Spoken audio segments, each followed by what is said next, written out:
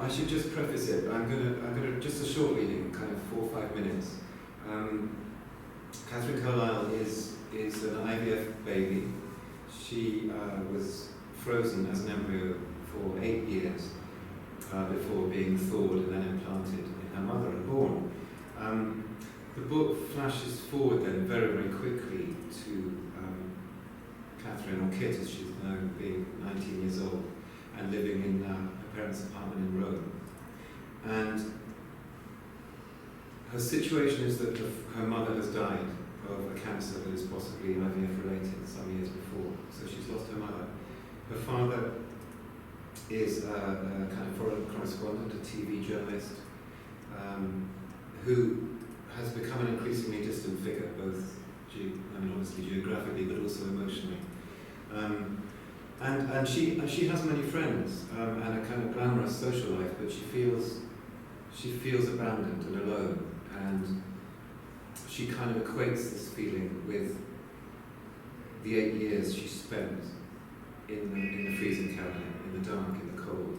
It's almost as if, in some sense, that is still happening. So she comes to a drastic decision. She decides she's going to disappear.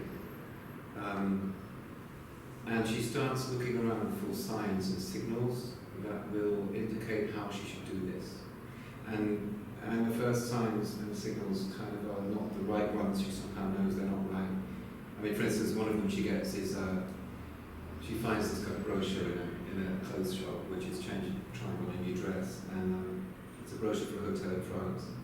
She thinks, wow, that might be it.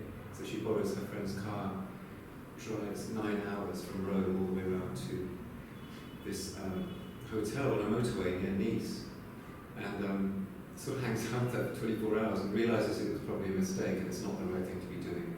Is almost picked up by a man, but not quite, and rejects him, and then goes back to Rome. So she's still looking, and this is kind of what happens next.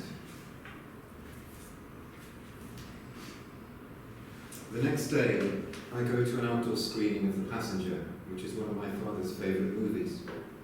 I've seen it before, at least twice, and it's become a favourite of mine as well. A warm evening, not a breath of wind, stars glinting weakly in a dull black sky. I'm slumped low in my seat, waiting for the movie to begin, when I become aware of an English couple sitting in the row in front of me. I can't see their faces, only the backs of their heads. The man is wearing a raspberry-coloured shirt, and his bald spot gleams. The woman has nondescript brown hair. They're talking about a friend of theirs who lives in Berlin. His name is Klaus Frinks. Klaus is upset, the woman says in a high-pitched voice. Terribly, terribly upset. Upset, the man says. Why?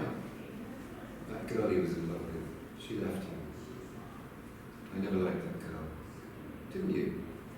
The woman turns to look at her companion. I didn't trust her, the man says. She was beautiful. The man shrugs, but says nothing. Poor Klaus. The woman sounds oddly gratified. He really thought she was the one. I sit up straighter in my seat. Klaus, I think. And then I think, Berlin. If Klaus is German and his surname is pronounced Frinks, it's probably spelled with a G. If I hadn't studied the language at school, I wouldn't have known that. My brain cracks open, floods with light. Klaus Frinks. The man with the bald spot looks round, curious to see if anyone's listening. He's one of those people who talks loudly in public places because he thinks he's interesting. Well, for once in his life, he's right. He is interesting, to me at least. When he notices me, he tugs at his shirt collar as if to loosen it, then looks beyond me, pretending to be checking on the whereabouts of the projectionist. Tell me more, I whisper inside my head.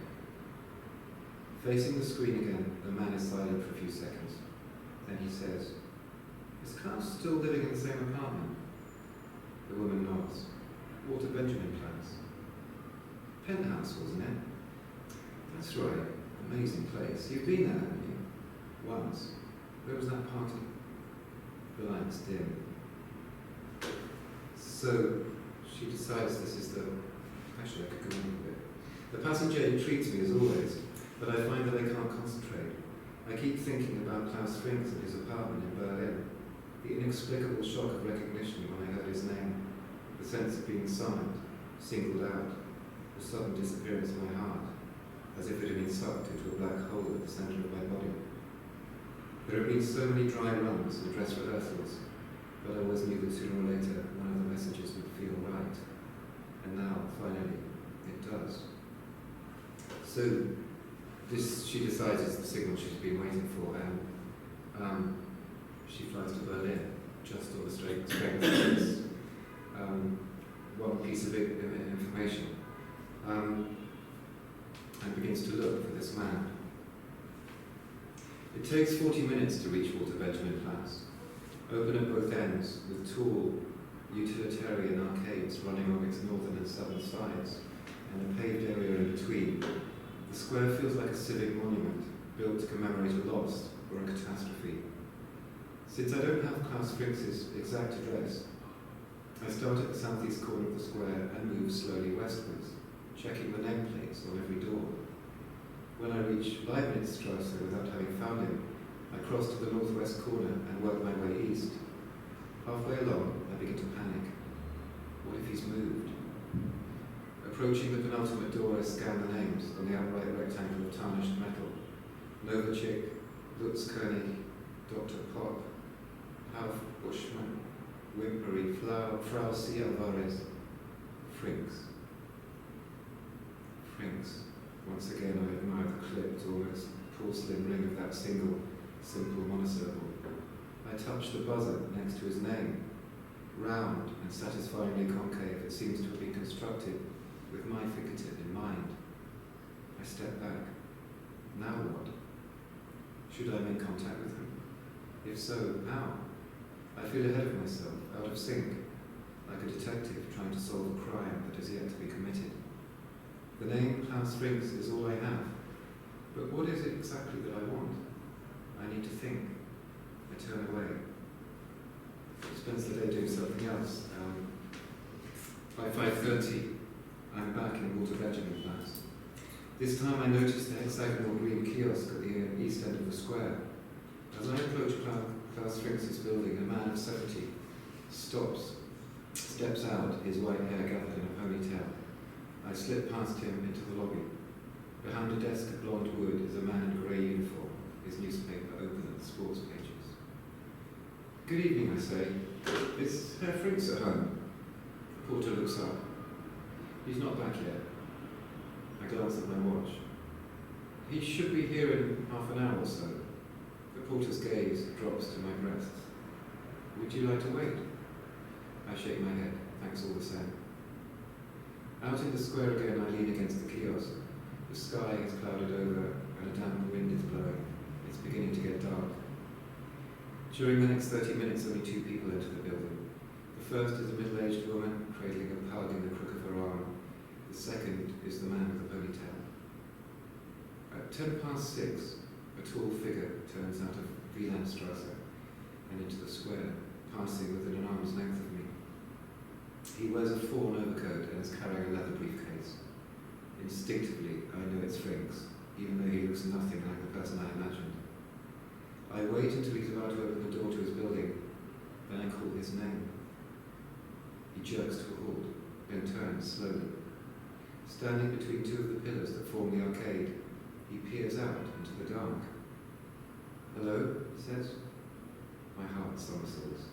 He responded to the name. Valentina. Valentina. She must be the girl who left him. But would she really wait in the dark for him to come home from work? Surely not, especially if she was the one who ended the relationship. It's more likely that he's upset at having been rejected and can't stop thinking about her. Valentina, is that you? I flatten myself against the kiosk and keep quiet. Since he only heard his name called once, I'm hoping he'll think he imagined it. A sound carried on the wind, a voice inside his head. He looks right and left, then swings round and vanishes into the building. I pray the porter doesn't mention me. The last thing I want is for Klaus to learn that a foreign-sounding girl has been asking for him. I need to come from nowhere, like an apparition, like a gift, like a reward.